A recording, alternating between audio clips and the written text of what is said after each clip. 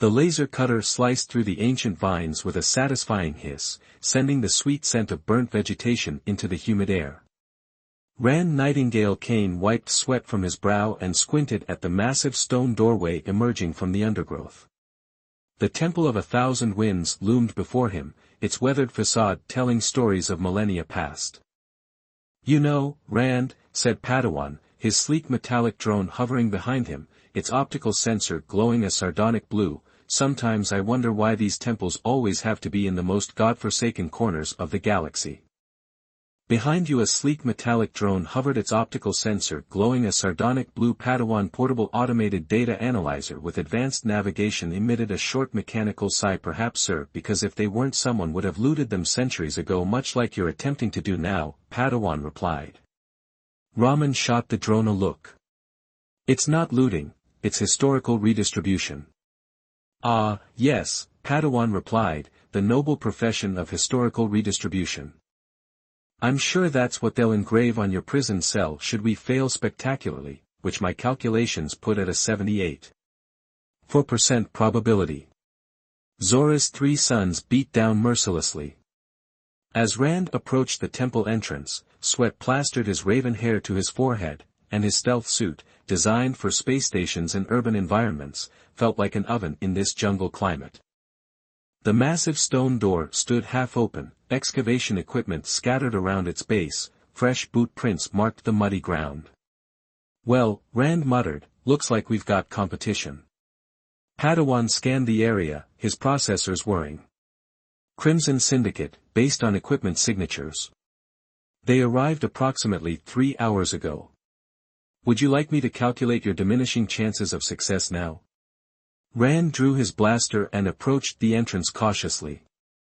He'd tangled with the Crimson Syndicate before, professional thieves and murderers with a penchant for leaving no witnesses. "What I need," he whispered, "is a distraction." As if summoned by his words, 2 figures emerged from the temple. One was a female humanoid with the azure skin of a Thranaxian, the other displayed the slight ridges along her neck that marked her as Valuan. Both carried standard-issue ion rifles.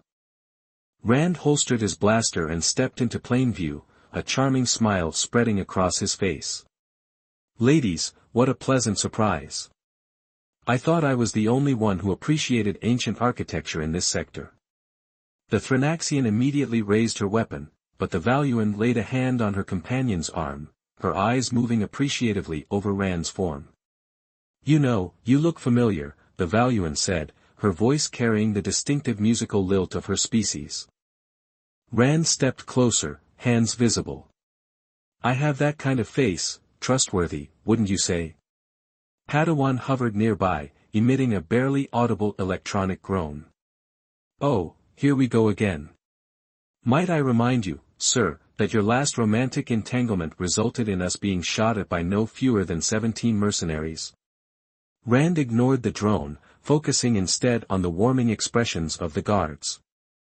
20 minutes, several outrageous compliments, and one invented story about being an independent researcher later, he was walking into the temple with both women, who had introduced themselves as Terra and Kel.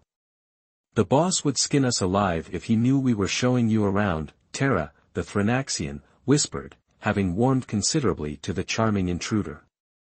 "Your secret's safe with me," Rand assured her, while mentally cataloging the temple's layout, security measures, and the syndicate members' positions. Padawan followed silently, occasionally scanning the ancient writings on the walls and transmitting the data directly to Rand's neural implant. "Temple of the Stellar Empress," the translation scrolled across Rand's vision. "Warnings of divine retribution. Guardians of the eternal flame." "So, what exactly are you looking for in here?" Kel asked, brushing against Rand's arm as they navigated a narrow corridor.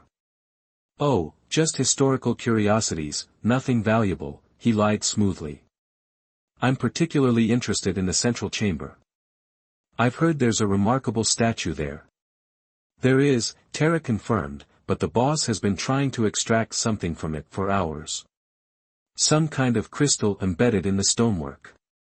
The Tear of Infinity, Rand thought triumphantly.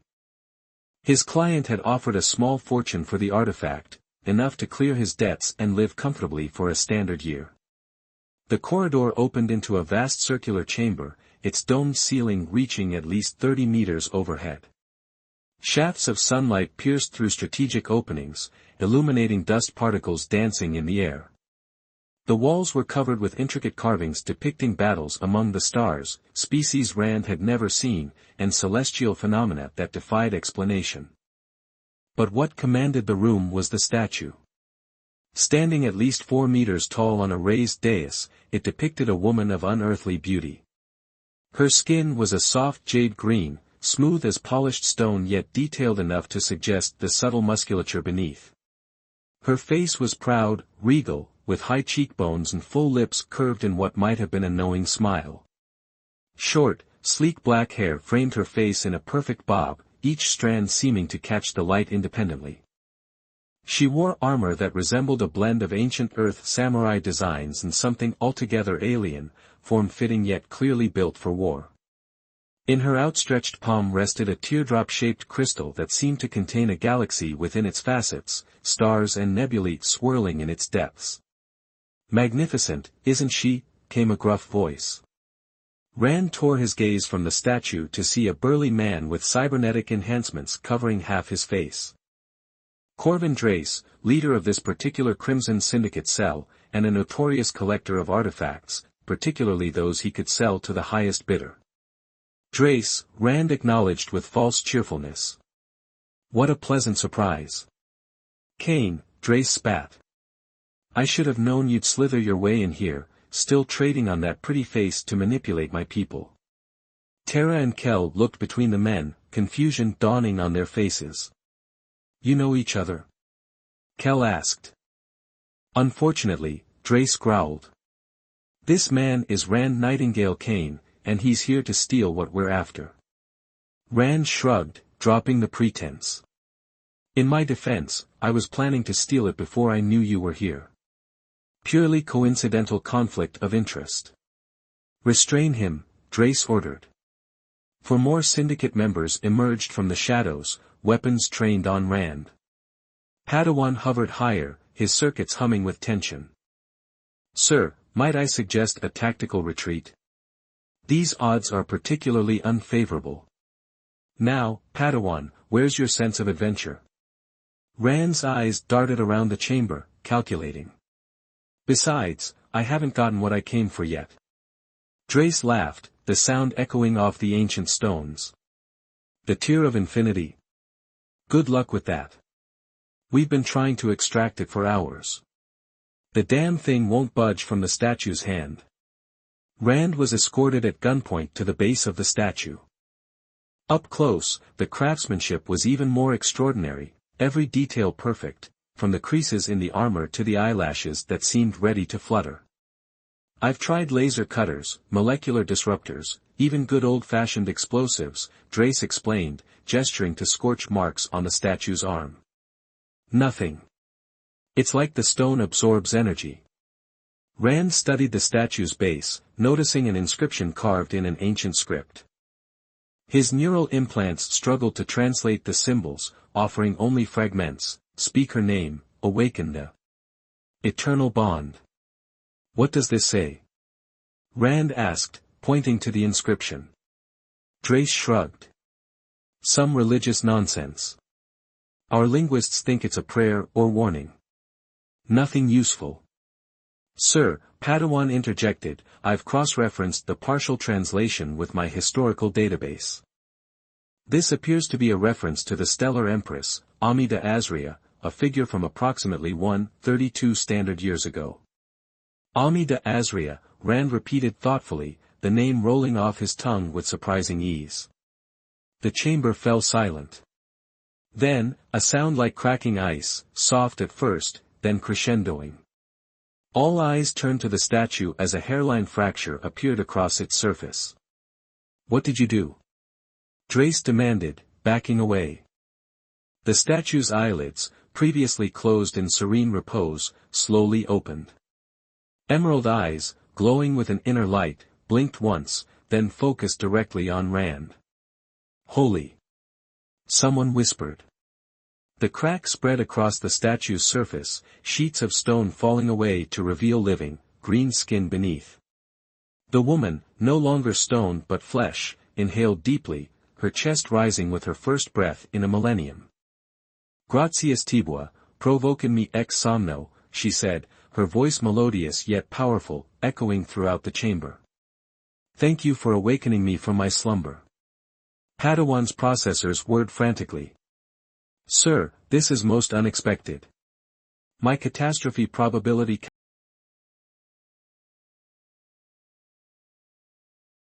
Rand stood transfixed as the woman, Ami, stepped down from her pedestal, her movements fluid and graceful as a dancer's. She was shorter now, perhaps 180 centimeters, but her presence filled the chamber. The tear of infinity remained clutched in her hand. "You," she said, pointing directly at Rand, "spoke my name. Nen meum in or tua, my name in your mouth." Her perfect lips curved into a smile that was both alluring and predatory. "Do you know what that means?" Before Rand could answer, Drace stepped forward, his cybernetic eye glowing red with avarice. "The crystal," he demanded. "Hand it over, whatever you are." Ami turned to him, her expression shifting from warmth to cold disdain in an instant. "Sentium vermis," she said dismissively. "Silence, worm." She made a subtle gesture with her free hand. Drace's body lifted from the ground, suspended by an invisible force. His eyes widened in terror as he clawed at his throat. "I do not speak to lesser beings," Ami stated calmly, as though commenting on the weather, "especially those who would defile my temple."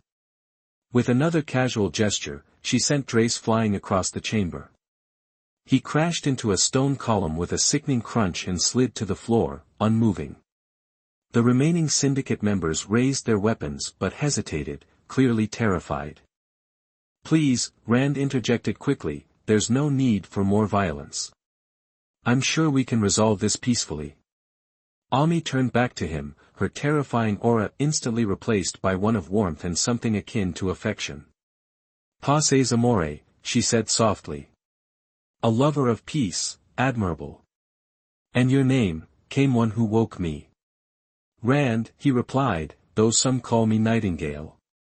"Nightingale," she repeated, the word sounding exotic in her accent. "A singing bird from Terra, is it not? How appropriate, a beautiful voice that awakens the sleeping goddess." "Goddess?" Rand echoed. "Sir," Padawan interrupted, "my historical database suggests that Ami de Azria was worshipped as a deity on 47 known worlds before her mysterious disappearance. She was also known as the Conqueror of Stars, the Jade Empress, and, oh dear, the Destroyer of Worlds." The remaining syndicate members finally found their courage, or desperation, and opened fire. Energy bolts streaked towards Ami, who didn't even turn to acknowledge the attack. The bolts simply vanished upon reaching her, as if absorbed into her being. "Irritant muse," she muttered. "Annoying flies." With a casual wave of her hand, the attackers were thrown against the walls of the chamber, their weapons crumbling to dust. "Now," she said, returning her attention to Rand, "as I was saying, according to the ancient laws of my people, the one who speaks my true name and awakens me from eternal slumber becomes my lord, and my husband." Rand blinked. "I'm sorry, did you say husband?" "Etam K. Young's muse," she confirmed, a smile playing on her lips as she stepped closer to him. "My husband, my master, the one to whom I am eternally bound." She stood before him now, close enough that he could see the subtle variations in her jade skin, smell a scent like starlight in distant galaxies. The tear of infinity glowed between them, casting prismatic lights across both their faces. "This is what you came for, is it not?" she asked, holding up the crystal. "Well, yes," Rand admitted, "but I usually prefer to at least buy a woman dinner before marriage proposals enter the conversation." Ami laughed, a sound like crystal bells. "Your era's customs are charming, but our bond transcends such trivial courtships.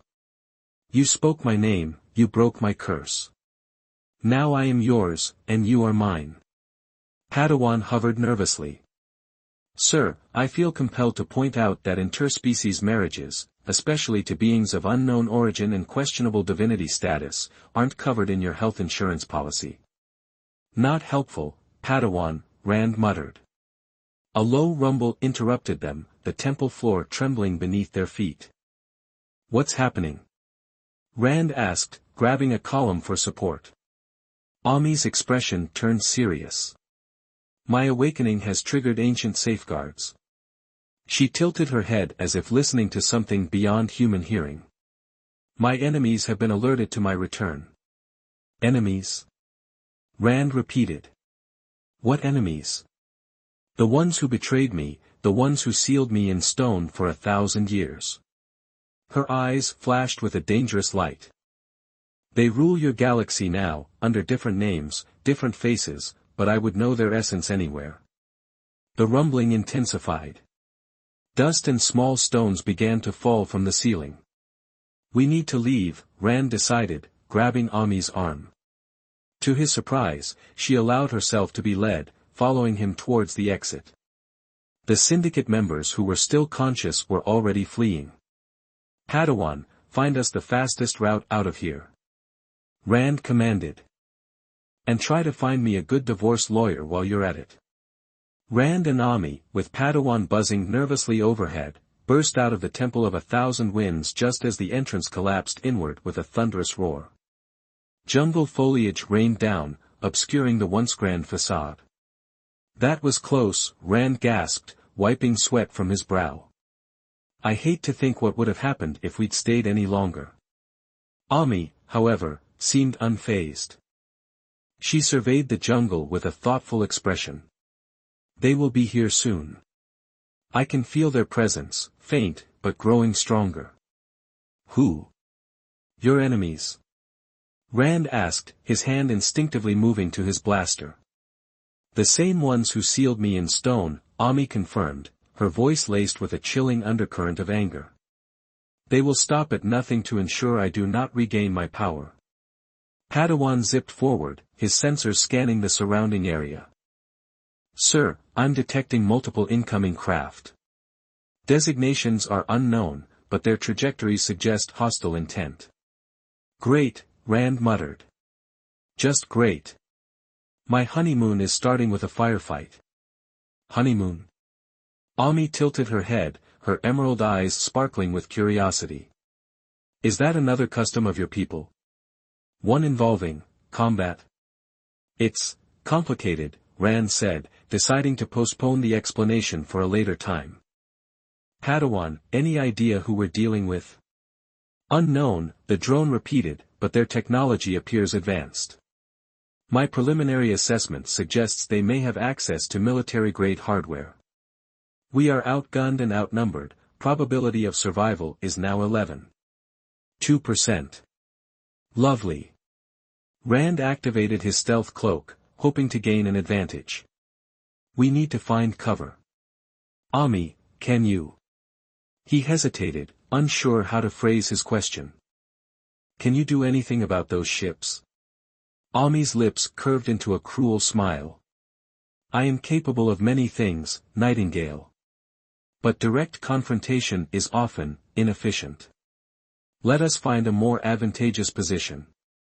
She led them deeper into the jungle, moving with surprising speed and agility for someone who had been a statue only hours earlier. Rand struggled to keep up, his stealth suit proving more of a hindrance than a help in the dense undergrowth. They reached a small clearing dominated by a massive banyan tree, its roots forming a natural fortress. Ami stopped, surveying the surroundings. This will suffice for now. As if on cue, 3 sleek, black ships emerged from the sky, their engines screaming as they circled the clearing. Energy weapons flared from their undersides, blasting holes in the jungle canopy. Incoming! Rand shouted, diving behind one of the banyan's roots. Ami, any bright ideas? Ami remained standing, her eyes glowing with an otherworldly light. She raised her hands, palms facing the ships. Let us see if they remember their manners. A shimmering shield of energy enveloped the clearing, deflecting the incoming energy bolts. The ship swooped lower, their pilots clearly frustrated by the unexpected resistance. "What is that?"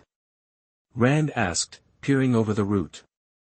"A simple ward," Ami replied dismissively. "Sufficient to delay them. But they will eventually break through." The ships began to concentrate their fire on a single point of the shield.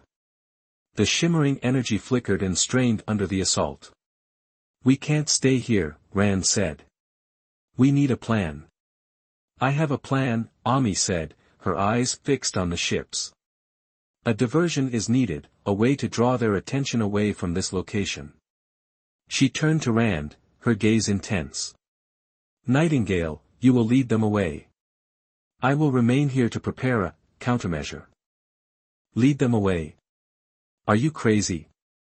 "I'm not a soldier, I'm an artifact hunter," Rand protested. "And what countermeasure are you planning?" "Trust me, Nightingale," Ami said, her voice softer but no less commanding. "Your skills in deception and evasion will serve us well. As for my countermeasure, let us just say it involves a little bit of ancient Azrian magic." Before Rand could argue further, Ami placed her hand on his forehead. A surge of energy flowed through him, leaving him feeling invigorated and strangely confident. "Go now," she said. "And remember, my fate, and perhaps the fate of this galaxy, rests in your hands." Rand stared at her for a moment, then nodded reluctantly. He activated his stealth cloak and sprinted out of the clearing, heading deeper into the jungle. As soon as he was gone, Ami turned her attention to the ships. She closed her eyes, her hands moving in intricate patterns. The air around her crackled with energy, and the ground began to tremble. Rand ran as fast as he could, his heart pounding in his chest. He could hear the ships behind him, their engines roaring as they followed his heat signature. He dodged trees, leaped over roots, and crawled through thick undergrowth, doing his best to stay hidden. "Sir," Padawan's voice crackled in his ear, "they're gaining on you. Their sensors are adapting to your stealth cloak. I'd estimate your remaining time undetected at approximately 2 minutes and 47 seconds, Zora's Mercy." "Thanks for the vote of confidence, Padawan," Rand grunted. "Any suggestions?" "I could override their targeting systems with a virus, but it would require me to get within close range. Risky, but it would even the odds." "Do it," Rand ordered. "But be careful." Padawan zipped ahead, flying low to the ground to avoid detection. He closed in on the lead ship and unleashed a burst of code. The ship's engine sputtered, and it veered off course, crashing into a nearby ridge.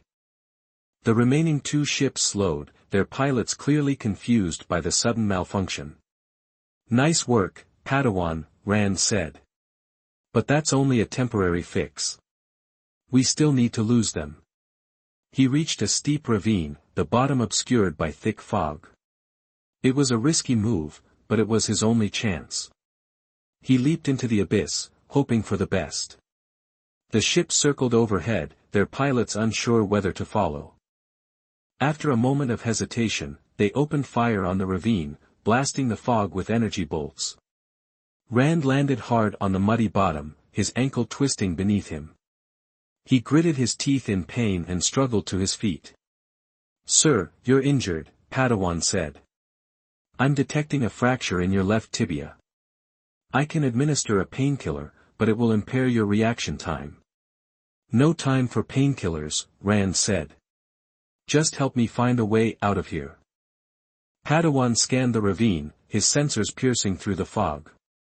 "I'm detecting a cave entrance approximately 50 meters to your east.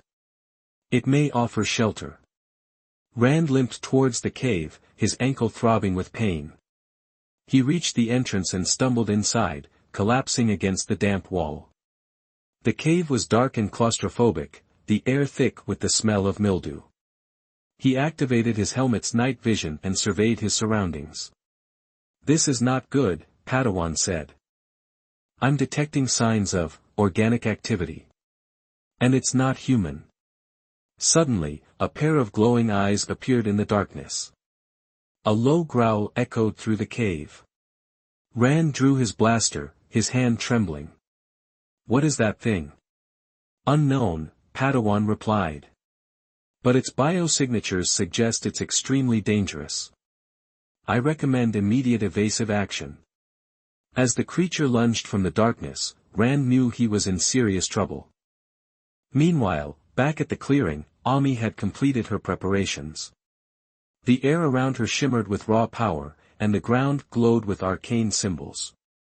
As the last ship closed in, its weapons charged and ready to fire, Ami unleashed her countermeasure. A beam of pure energy shot from her hands, striking the ship directly in its engines. The ship shuddered, its systems overloading. A moment later, it exploded in a ball of fire, sending debris raining down on the jungle. Ami stood amidst the wreckage, her expression grim. They will keep coming, she said to herself. I must regain my strength, and gather allies. The war has only just begun. Just then, a figure emerged from the jungle, limping towards her. It was one of the Crimson Syndicate members, Terra, the Thrinaxian. Empress, she said, kneeling before Ami. I saw what happened. I want to help you. Ami studied Terra for a moment, her eyes piercing through the Thrinaxian's fear and uncertainty. Why? She asked. You serve the Syndicate. Why would you betray them? They are not worthy, Terra said. I have heard the stories of your reign, of your justice and compassion. I believe you can bring peace to this galaxy. Ami considered her words. Very well, she said. You may serve me. But know this, loyalty is paramount. Betrayal will not be tolerated. Terra nodded, her eyes filled with determination. I understand, Empress. I will not fail you. Ami smiled, a hint of warmth returning to her face. Good, she said. Now, tell me everything you know about my enemies. And where can I find my husband? The jungle seemed to breathe again as the last tremors subsided, but Rand knew they were far from safe. Leading Ami and Terra through the dense vegetation, with Padawan diligently scanning for threats, he couldn't shake the feeling that they were walking into a trap. So, Rand began, trying to break the tense silence. Your enemies, you said they rule the galaxy now? Ami nodded, her expression grim. Their influence is vast.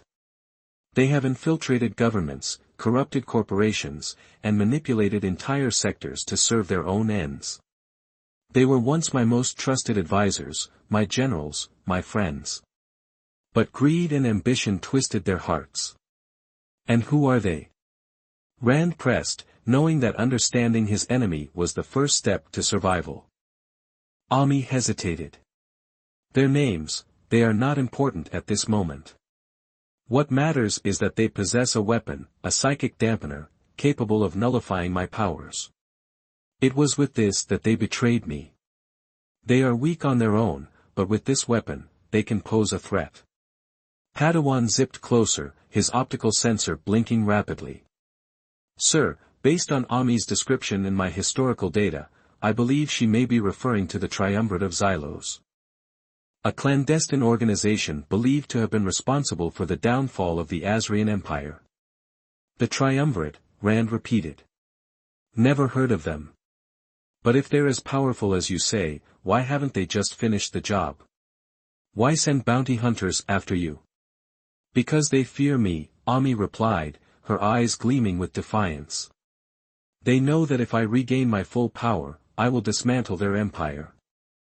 They prefer to operate in the shadows, using assassins and mercenaries to eliminate threats. Direct confrontation is not their way.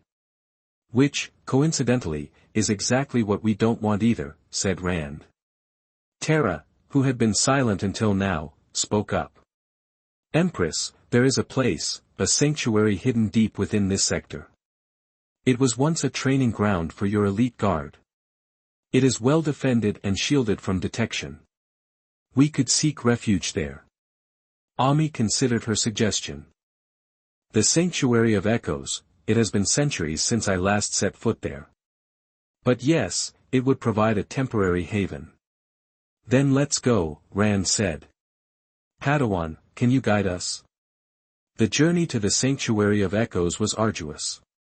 They faced treacherous terrain, avoided patrols of syndicate mercenaries, and even had a close encounter with a territorial beast.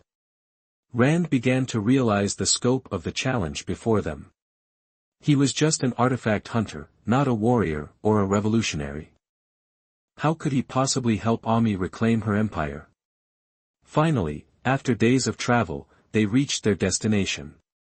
The Sanctuary of Echoes was nestled within a mountain range, concealed by advanced cloaking technology.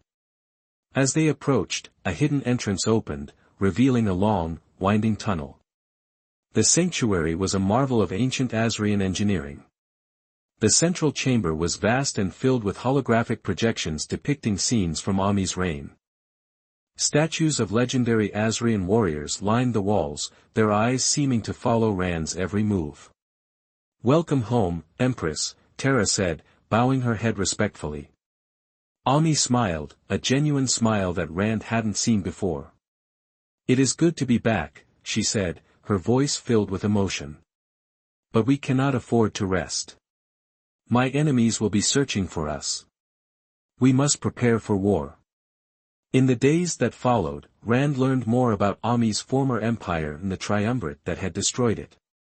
He studied ancient texts, watched holographic recordings of battles, and listened to Ami's first-hand accounts of political intrigue and betrayal. He also struggled to adjust to his new role as Ami's husband and master. Ami treated him with respect and even affection, but he couldn't shake the feeling that he was out of his depth. He was used to being in control, to making his own decisions. Now, he was essentially a pawn in a galactic game of chess. One evening, as Ami was meditating in the central chamber, Rand approached her hesitantly. "Ami," he began, "I need to talk to you." Ami opened her eyes, her gaze calm and serene. "What is it, Nightingale?" "This whole marriage thing," Rand said, "it's not really working for me. I appreciate you saving my life and all, but I'm not sure I'm cut out to be a husband, especially to an empress." Ami smiled knowingly. "I understand, Nightingale. Our bond is unconventional. But believe me, it is not without purpose. You were chosen for a reason. You possess qualities that I lack, skills that will be invaluable in the coming conflict." "Like what?" Rand asked skeptically. "Charming women. Talking my way out of trouble." "More than that," Ami said. "You have a keen intellect, a strategic mind, and a deep understanding of human nature. You are also adaptable. You are willing to challenge conventional thinking and embrace new ideas." Rand was surprised by her words. He had always seen himself as a rogue, a loner. But perhaps Ami saw something in him that he didn't see in himself. "Besides," Ami added with a wink, "who else am I going to delegate my paperwork to? Running an empire is tedious, even for a goddess." Rand laughed, feeling a little more at ease. "Okay," he said, "I'll play along. But I'm still not wearing a crown." "That can be arranged." A few days later, Ami announced her intention to seek out allies. She had learned that many of her former followers were still alive, scattered across the galaxy, living in hiding. She hoped to rally them to her cause. Their first stop was a space station called the Obsidian Eye, a den of smugglers, bounty hunters, and other unsavory characters. The station was controlled by a powerful crime lord named Forlag, who owed Ami a considerable debt. "Forlag was once one of my most trusted generals," Ami explained as they approached the station. "He is ruthless and cunning, but he is also loyal, or at least, he used to be." They arrived at Forlag's opulent office, a space filled with stolen treasures and exotic weaponry. Forlag, a hulking brute with cybernetic implants covering his body, greeted them with a wary expression. "Empress," he said, bowing his head. "It has been a long time." "Indeed, Forlag," Ami replied. "I have come to collect on your debt." Forlag hesitated. I am experiencing financial difficulties, he said. Perhaps we could discuss alternative arrangements. There is only one arrangement I will accept, Ami said, her voice hardening. I need your ships, your weapons, and your men. I am preparing to wage war against the Triumvirate. Forlag's eyes narrowed. That is, a dangerous proposition. The Triumvirate controls this sector. Aligning with you would be suicide. I am aware of the risks, Ami said. But I believe that together, we can overthrow them. Forlag was silent for a moment, weighing his options. Then, he spoke, his voice filled with cunning. I will help you, Empress. But I have conditions. What conditions? Ami asked. I want a guarantee of power. I want control of this sector once the Triumvirate is defeated. Ami's eyes flashed with anger. You dare to bargain with me? I am merely being pragmatic, Forlag said. I need to ensure my own survival. Rand stepped forward, sensing an opportunity to defuse the situation. Forlag, he said, with all due respect, you're in no position to make demands. Ami is offering you a chance to be on the winning side. Don't blow it. Forlag glared at Rand, but before he could respond, Ami spoke. Very well, Forlag. I accept your terms. You will have control of this sector, for now. But know this, if you betray me, I will destroy you. Forlag smiled, a cruel, predatory smile. I would never dream of betraying you, Empress. Now, let us discuss the details of our alliance. As Forlag led them to his war room, Rand couldn't shake the feeling that they had just made a deal with the devil. And he had a very bad feeling about how this would turn out. Forlag's war room was a sensory assault. Holographic displays flickered with battle plans, weapon schematics, and intelligence reports. Gruff-looking mercenaries huddled around tactical tables, their faces illuminated by the eerie glow. The air reeked of ozone and cheap synth alcohol. So, Forlag, Ami said, her voice cutting through the noise. What resources can you offer? Forlag grinned, a display of metal teeth and synthetic gums. Empress, I have ships aplenty, frigates, cruisers, even a few capital-class vessels. Weapons? Enough to arm a small army. And men? The most ruthless and loyal dogs in the Outer Rim. Loyalty is good, Rand interjected, ruthlessness, less so. We need soldiers, not psychopaths. In this galaxy, Nightingale, there's often little difference, Forlag retorted. But rest assured, my men will follow your orders. For a price. What price? Ami asked, her eyes narrowing. Information, Forlag said. Intel on the Triumvirate. I want to know their weaknesses, their vulnerabilities, their secrets. That information is priceless, Ami replied. Why do you need it? Because I'm not a fool, Empress, Forlag said. I may be a criminal, but I'm a survivor. If I'm going to risk my neck fighting the Triumvirate, I want to know what I'm up against. Ami considered his words. Very well, she said. I will share what I know. But you must promise me one thing, no torture, no interrogation. Any information you obtain must be done so through clean, moral means. Forlag chuckled. Clean means? In the Outer Rim? You wound me, Empress. But I will do my best to honor your sensibilities. Rand rolled his eyes. He doubted Forlag even knew the meaning of the word sensibility. Over the next few weeks, Ami and Rand worked with Forlag to prepare for war.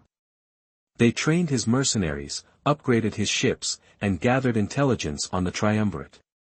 Rand, much to his surprise, found himself enjoying the role of strategist and tactician. He used his knowledge of ancient technologies and his knack for deception to devise clever plans and outwit their enemies. You're actually pretty good at this, Ami remarked one day as they were reviewing a battle simulation. I always knew you had the potential for greatness, Nightingale. Yeah, well, don't let it go to my head, Rand said, trying to hide his pride. I'm still just a glorified artifact hunter. You are more than that, Ami said, her eyes meeting his. You are my husband, my partner, and my most trusted advisor. You are the key to my success. Rand felt a warmth spread through him at her words.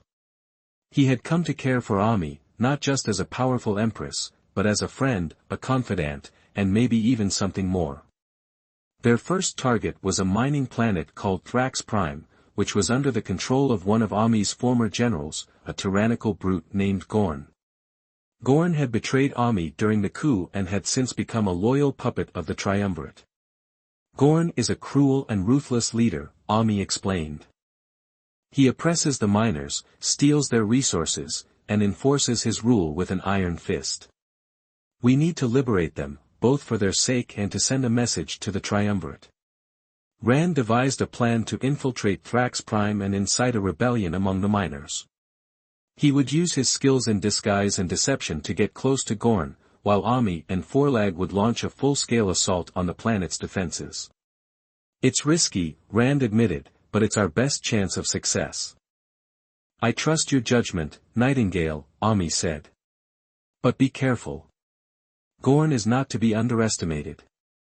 Rand, with Padawan in tow, infiltrated Thrax Prime disguised as a Triumvirate inspector. He quickly gained access to Gorn's inner circle, exploiting the general's arrogance and paranoia to sow seeds of doubt and dissent. Meanwhile, Ami and Forlag launched their attack. Forlag's ships bombarded Thrax Prime's defenses, while Ami led a ground assault on Gorn's fortress. The fighting was fierce. Gorn's forces were well-equipped and heavily entrenched. But Ami's warriors, fueled by their loyalty to their empress, fought with unmatched ferocity. Rand used the chaos of the battle to rally the miners to his cause. He spoke to them of Ami's return, of her promise of justice and freedom. The miners, who had suffered under Gorn's rule for too long, eagerly joined the rebellion.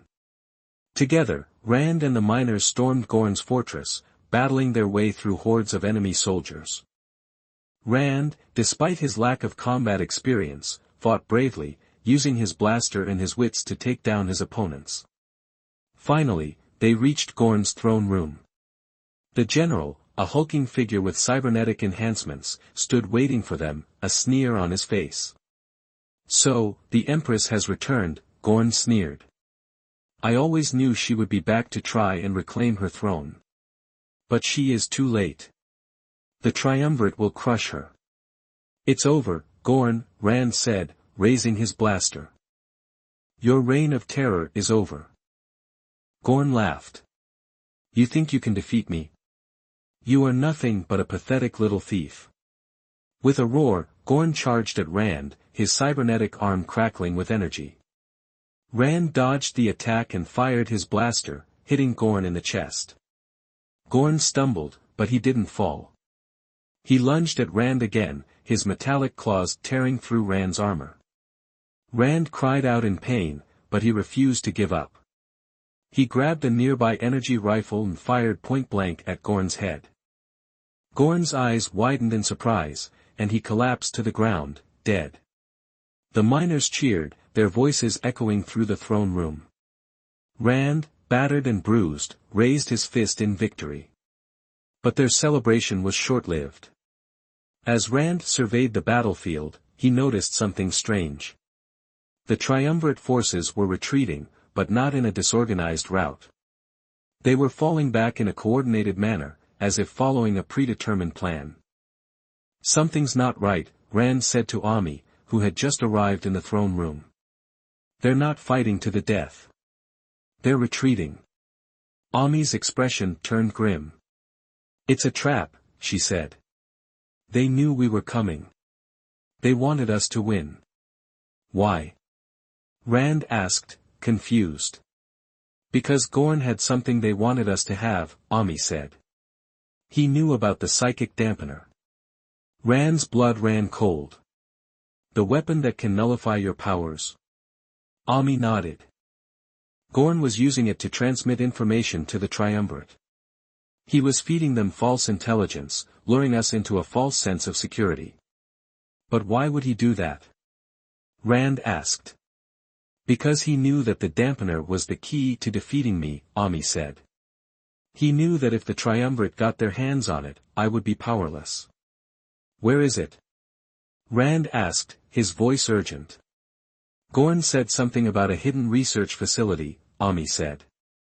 A place where the Triumvirate is developing new psychic weapons. Rand's mind raced. They had to find the facility, and they had to destroy the dampener before it was too late. We have to go, Rand said. Now. But what about the miners? Ami asked. What about Thrax Prime? We'll leave Forlag in charge, Rand said. He can handle things here. But we have to focus on the bigger picture. The fate of the galaxy may depend on it. Ami hesitated for a moment, then nodded. You're right, she said. We have to go. But first, there's something I need to do. She turned to the miners, her eyes filled with determination.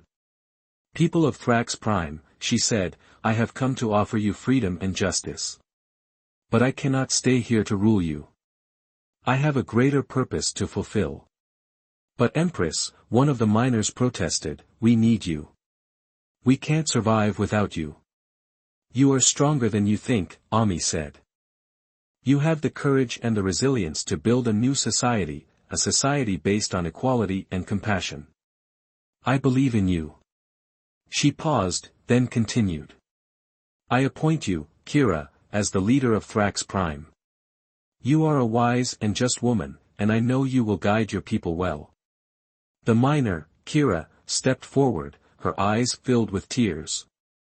I will not fail you, Empress, she said. I promise you, we will build a better world. Ami smiled. I know you will, she said. Now, I must leave. But know this, I will never forget you. And if you ever need my help, I will be there for you. With those words, Ami turned and walked away, leaving the people of Thrax Prime to forge their own destiny. Rand followed her, his heart filled with a mixture of hope and trepidation. He knew that the road ahead would be long and dangerous. But he also knew that with Ami by his side, they could overcome any obstacle. As they raced through the jungle, Padawan weaving expertly between the dense foliage, Rand tried to piece together the fragmented information he had.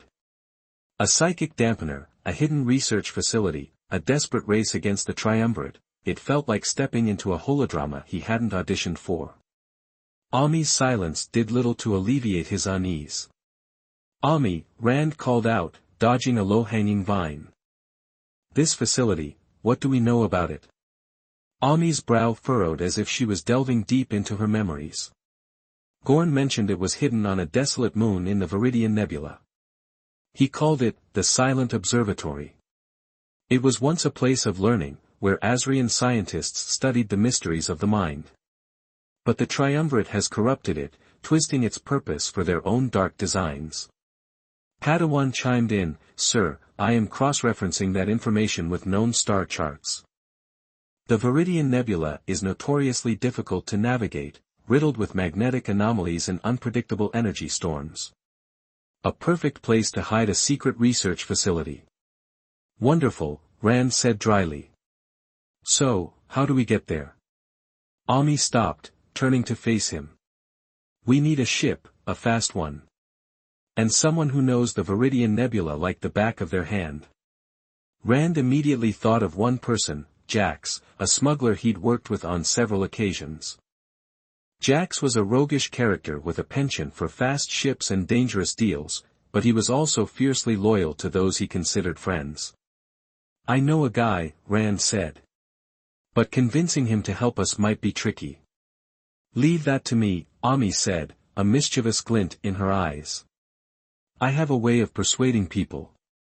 They returned to Forlag's base on Thrax Prime, where they found the crime lord overseeing the cleanup efforts. Forlag, surprisingly, seemed to be taking his new role as governor seriously. He had already begun implementing reforms to improve the miners' living conditions and establish a more equitable society.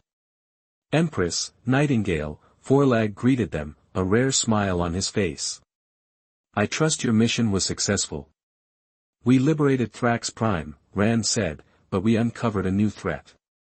The Triumvirate is developing a psychic dampener that could nullify Ami's powers. We need to find it and destroy it. Forlag's smile faded. That is troubling. What do you need from me? We need a ship, Ami said. And a pilot who knows the Viridian Nebula. Forlag stroked his chin thoughtfully. I have a few contacts who might fit the bill. But the Viridian Nebula is a dangerous place. Few dare to venture there. We have no choice, Rand said. The fate of the galaxy may depend on it. Forlag nodded. Very well. I will see what I can do. In the meantime, make yourselves at home. You are always welcome here. A few hours later, Forlag returned with good news. He had located Jax, who was currently running a smuggling operation on a nearby planet. Forlag had also arranged for them to use one of his fastest ships, a sleek, black corvette called the Night Raven. Jax is waiting for you on Port Azure, Forlag said. He's expecting you. And he knows about the Empress's situation.